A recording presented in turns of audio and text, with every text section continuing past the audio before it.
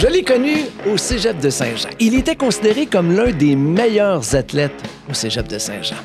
Il était un joueur de volley-ball, mais surtout de football. Il a même gagné le bol d'or avec les Géants de Saint-Jean.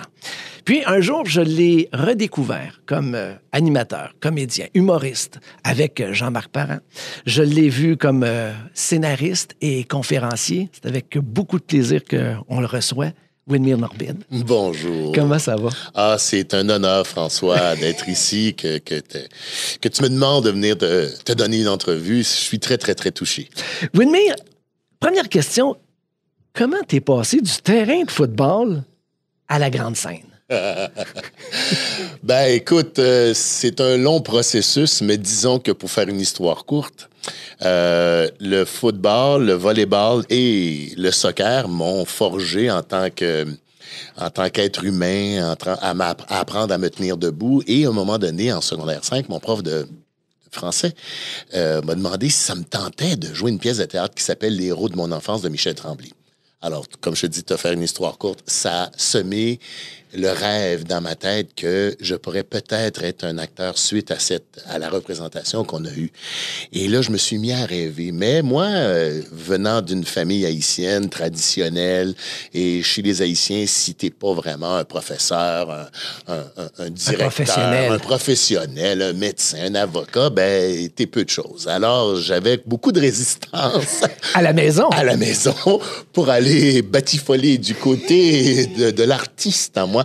Mais c'est surprenant parce que quand même, j'ai beaucoup de mes oncles qui sont des chefs d'orchestre, des comédiens, des musiciens, mais ça reste quand même ça, tu comprends-tu? C'était mal vu un peu. Et c'est pour ça que tu as étudié, entre autres, à l'Université McGill comme professeur d'éducation physique? Absolument, parce que puis mon père est professeur, alors je voulais un peu par la bande être comme papa. Tu vois? Alors, la fierté de son père. Mais la vie est venue me chercher, m'a happé. J'ai gagné un concours de mannequin je crois, en 81, 80. Hey, je me rappelle d'une photo. Je pense que tu avais été mannequin pour Sears. Absolument, absolument. Hey, t'es impressionnant, pas à peu près. Ben, dans ce temps-là, c'était très naïf de ma part de croire que j'allais faire une carrière de mannequin. C'était vraiment juste pour le fun. Je me tenais avec une couple de gars, Yvan Ouellette, qu'on voit encore à Actiform, Alain Delorme, qu'on a reçu ici, justement. Henri Lamarre, toute cette gang-là, Marco Dubar, avec qui je jouais au volleyball. Ben, et toute cette gang-là, on avait une compagnie de mode qui s'appelait Spectacle. Et on faisait des shows de théâtre à l'abordage ici, pas loin à l'époque. Mais en tout cas, tout ça pour dire que j'ai gagné ce concours-là. De ce concours-là, il y avait une agente, Ginette Achin, et elle nous a demandé à Marina Orsini, qui à cette époque-là avait fait le concours, et Ginette nous a demandé, ça vous tente-tu? Je pars mon agence de mannequin, je vous prends comme les premiers dans mon agence. Alors Marina et moi, on a embarqué avec Ginette en 81, 82, et sincèrement, on est encore avec Ginette depuis tout ce temps-là. Pour le vrai? Absolument. Alors, cette agence de mannequins-là est devenue une agence de comédiens. Puis on a grandi, Marina et moi, avec Ginette.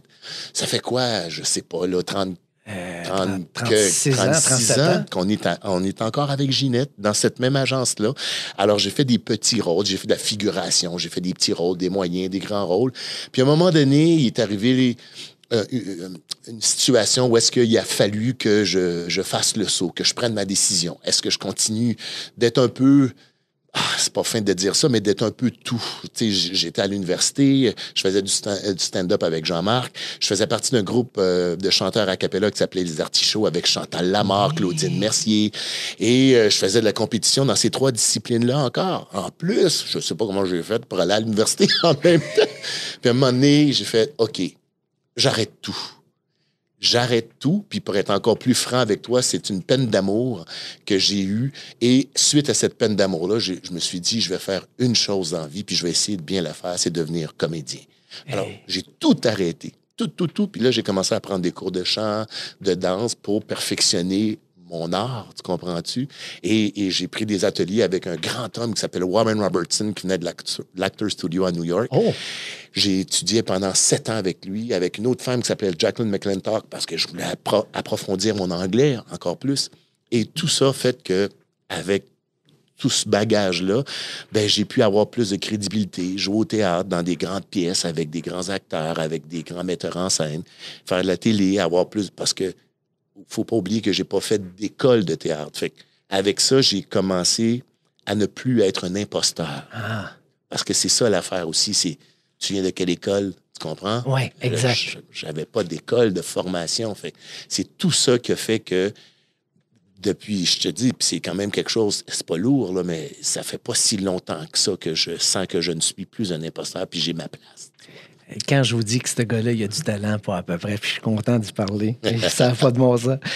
Je veux juste qu'on revienne, petite parenthèse. Ton père était un professeur, tu as passé par l'Université McGill, la prestigieuse Université de McGill. Tu deviens professeur d'éducation physique. En tout cas, tu as ton certificat, tu as ton diplôme. Non, tu n'as pas terminé. Non. Mais ma question, c'est, ton père, comment il a réagi quand tu es passé de futur professeur d'éducation physique à comédien? Bien, l'affaire, c'est que j'ai fait 3 ans à l'université.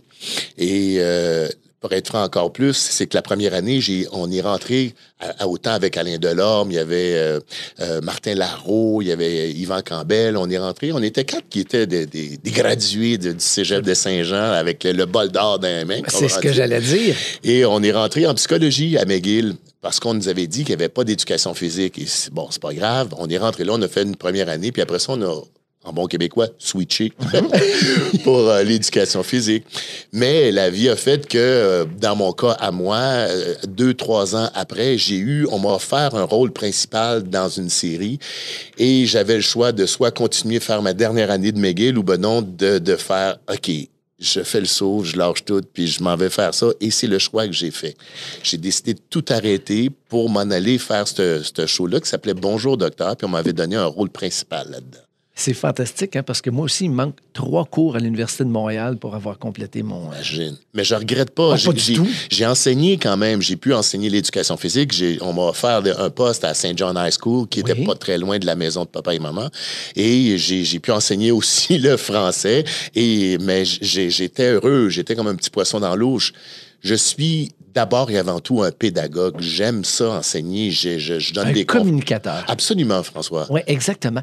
Tu viens de parler de plein de choses. Le chant, le jeu. Écoute, tu as touché à presque à tout. Si je te demande, qu'est-ce qui te passionne le plus? Ben là, je te dirais que c'est une excellente question. Je te dirais que là où j'ai envie, à 56 ans, de laisser des traces. OK. Moi, je suis un excellent motivateur. Tu vois, comme je te dis, je donne des conférences dans les écoles secondaires et puis les centres de formation pour adultes. Puis je sais que j'ai ça. Moi, j'enseigne aussi. Et là, ce que j'ai envie, c'est de laisser des traces. Puis partout où est-ce que je rencontre des gens, puis c'est pas un genre de discussion qu'on a, toi puis moi, mais des gens issus de la diversité, des gens qui sont noirs ou des gens issus d'une autre communauté, puis qui sont comédiens, je leur dis, écrivez. Il faut écrire parce qu'il ne faut pas attendre, comme moi, j'ai fait une grande partie de ma carrière, que les gens écrivent des rôles pour moi. Alors, je leur dis, écrivez. Alors là, Widmer Normil, depuis plusieurs années, ce qu'il fait, c'est qu'il écrit. Tu comprends-tu? Et j'aimerais ça, à un moment donné, que ce que j'écris... Puis moi, je suis un gars qui écrit pour la télé, j'écris pas pour le théâtre. Okay.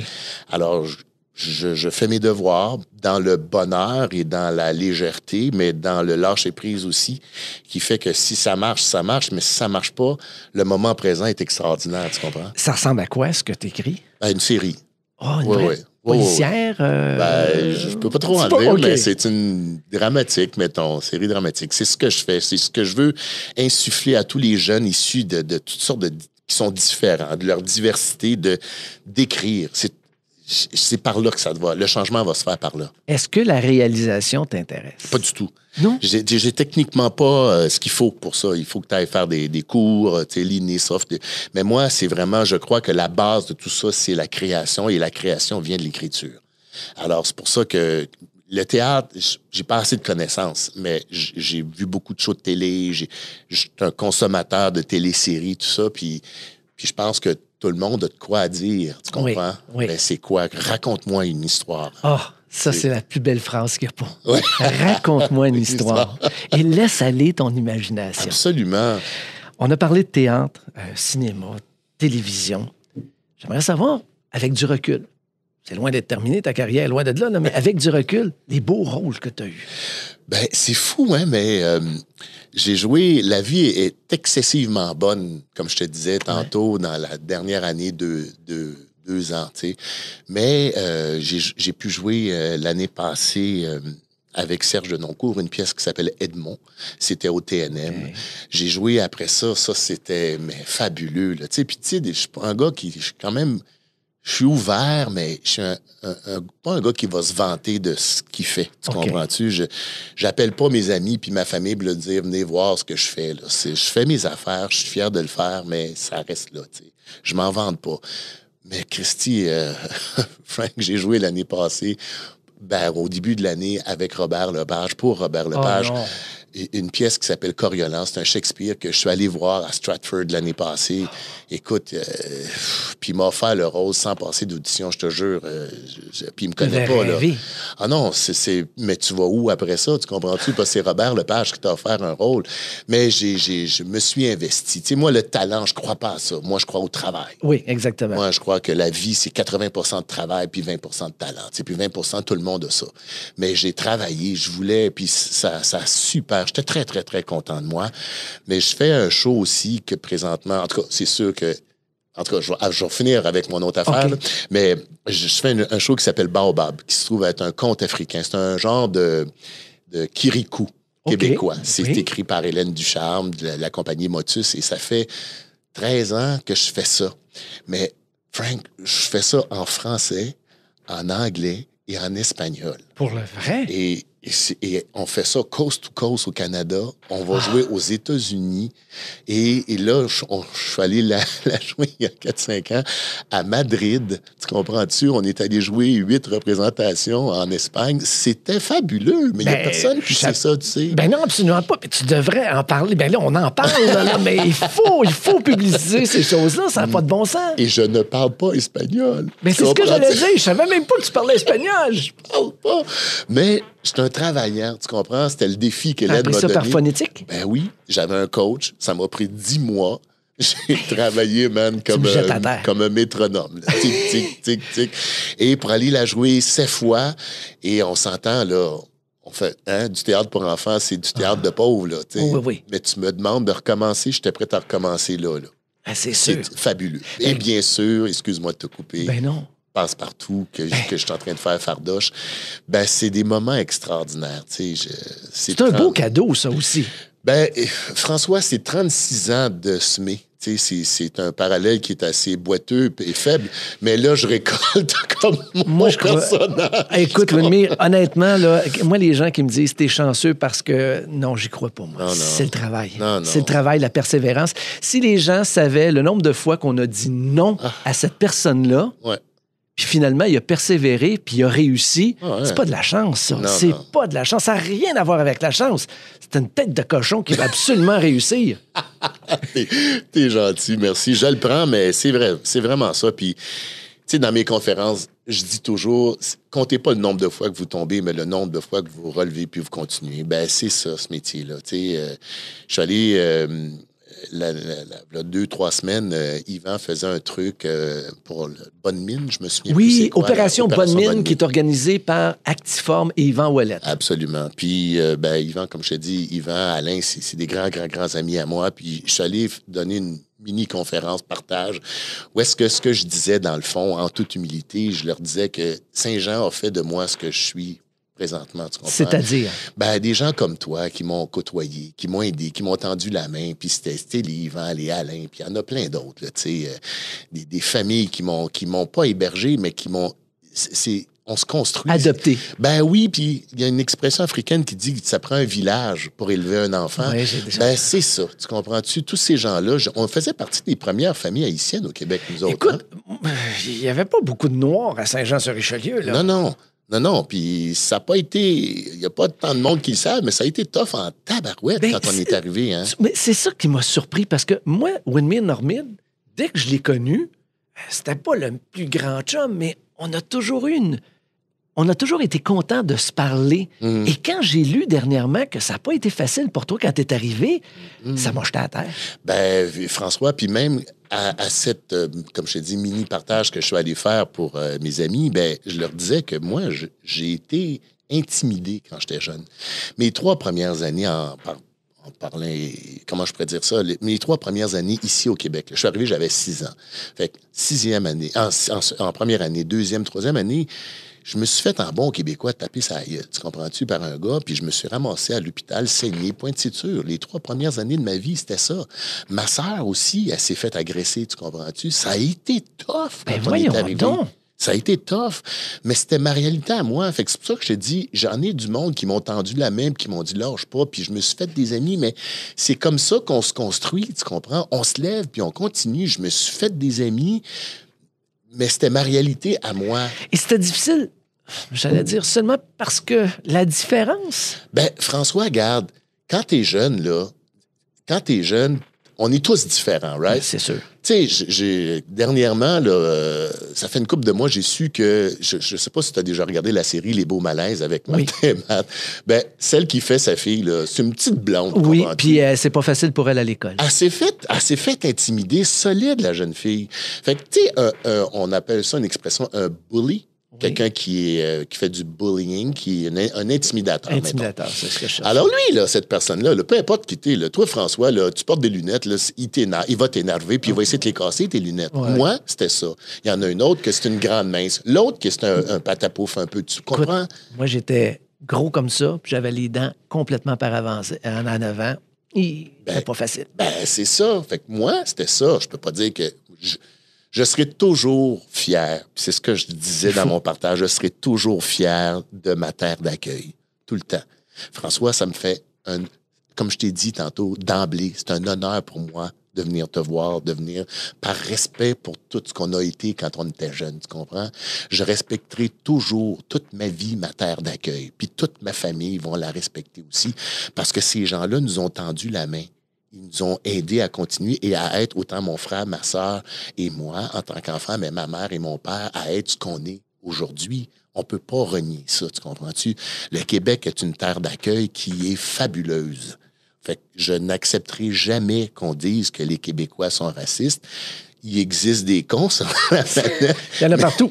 Mais les cons n'ont pas d'origine précise ethnique ou de religion. Il y en a partout, qu'est-ce que tu veux. Wilmir, tu as 2 enfants. Oui. Est-ce que c'est aussi difficile pour tes enfants ou ça a été aussi difficile? Parce que ton garçon a 13 ans, là, il est dedans, là, il est adolescent, là, il est à l'école, c'est pas évident. Là. Ah non, mais regarde, François, eux autres là, sont nés dedans dans cette affaire-là. Ils sont nés dans l'ouverture totale. J'ai une grande fille aussi, puis ils n'en voient pas. Ils ont des amis qui viennent à la maison, qui ont des noms. Bon Dieu Seigneur, esprit, on n'essaiera même pas des nommer, tu comprends-tu? Par respect. Mais eux autres, là, c'est l'ONU. Ils connaissent tellement. Mon fils, il joue dans un club de soccer où est-ce que sur 18 joueurs, il y a peut-être 4 blancs. Québécois de souche. Mais écoute, c'est la planète au complet. Mais c'est ça, la vie. Dans le quartier que je suis, qui n'est pas le quartier le plus multiethnique de Montréal, mais dans le quartier que je suis, à un moment donné, je rencontre des anciens professeurs de mon fils puis de ma fille. Puis j'ai dit, puis comment ça va? Il me dit, ben ça va, mais c'est une année qui est tough. J'ai dit, ah ouais, comment ça? Il dit, ben le français est la 5e langue la plus parlée dans l'école. Oh, Château-Frontenac. Mais c'est ça, le Québec, tu comprends, c'est une terre d'accueil extraordinaire. Fait qu'autant qu'on nous accueille à bras ouverts, autant que ça rend le Québec plus riche aussi, tu comprends? Tu parlais tantôt de fardoche, un beau cadeau, mais tu en as eu plusieurs au cours de ta carrière. La différence que je vois avec Passe-Partout, c'est que ça te rend populaire d'un coup, là. Ça doit être difficile de sortir puis aller au marché Atwater sans que les tout-petits te regardent maintenant. Ah, moi, ça n'a jamais été difficile pour moi. Moi, tu me connais, tu sais, je suis une bonne amie, tu sais, je suis un homme sympathique, je suis fin, puis... fait que pour moi, tu sais, ils viennent, les enfants passent... Moi, je suis un gars qui gosse la terre. Tu sais, mes parents, là, moi, je me souviens pas si tu étais déjà venu chez nous, mais si t'étais venu... Il y avait quelques plantes chez toi. Je me recule du micro pour pas faire saigner les oreilles de nos auditeurs. Mais François, je te jure, autant que j'haïssais mes parents parce que mes amis rentraient chez nous puis faisaient « Oh, oh, oh! » parce qu'il y avait tellement de plantes partout. Ben, Boswell, j'ai reproduit la même affaire. Non. Il y a des plantes, mais partout. Ma blonde, il faut qu'elle dise, OK, oui, là, prends un break. Prends un break. Mais j'aime ça, je gosse comme... Mais pendant le temps que je fais ça, je suis dans le moment présent. Alors, ma cour, ben, j'ai un petit jardin en avant, puis donc en arrière aussi. Fait que je suis en train de gosser ma terre, mais là, les gens viennent me voir, puis ils font « C'est Fardoche, c'est Fardoche! » Puis là, ils capotent, puis ils viennent me voir. Puis tu me connais, je suis une guidoune. Fait que je leur dis hey, « Voulez-vous prendre des photos? » Les parents viennent fous, hein? Oui. Puis que les enfants prennent des photos avec toujours Fardoche. été généreux de ce côté-là. Ben, t'es fin, mais c'est ça, tu sais. Fait qu'ils partent avec un petit souvenir, une photo, qu'ils ont vu Fardoche sur leur rue, puis à toutes les fois, ils m'envoient la main, puis... Quel beau cadeau quand même. Ben, c'est ça. Être près des gens, là, puis quand ils viennent te parler, c'est fantastique. Hey man, je suis allé la semaine passée, j'ai offert à ma sœur, qui est directrice d'une école, je lui ai offert d'aller faire un conte, d'aller raconter une histoire à leurs enfants dans une école élémentaire. Fait que j'ai fait ça à tous les élèves de la maternelle. Mais man, là, je l'ai quasiment fait pour moi, tu comprends? Parce que tout l'amour que j'ai eu, ils venaient tous me voir, puis ils me serraient dans... Écoute, les maudits problèmes qu'on peut avoir, là, oublie ça. C'est fini. Ah non, c'est fini. Ces enfants viennent t'amener ailleurs tellement. Il y a tellement d'amour qu'ils te donnent. Puis moi, je l'ai fait pour ma sœur. Mais de la chenoute, ma sœur, c'est moi qui en ai retiré le bien plus. C'est toi qui étais content? Absolument. C'est fantastique. De tout ce que tous ces enfants-là m'ont donné, man. Écoute, ils ont fait des dessins pour Fardoche. C'est extraordinaire. Tu donnes des conférences pour les jeunes. T'en as parlé. Écoute, t'es apprécié en plus de ça. Pour toi, c'est très important de redonner au suivant.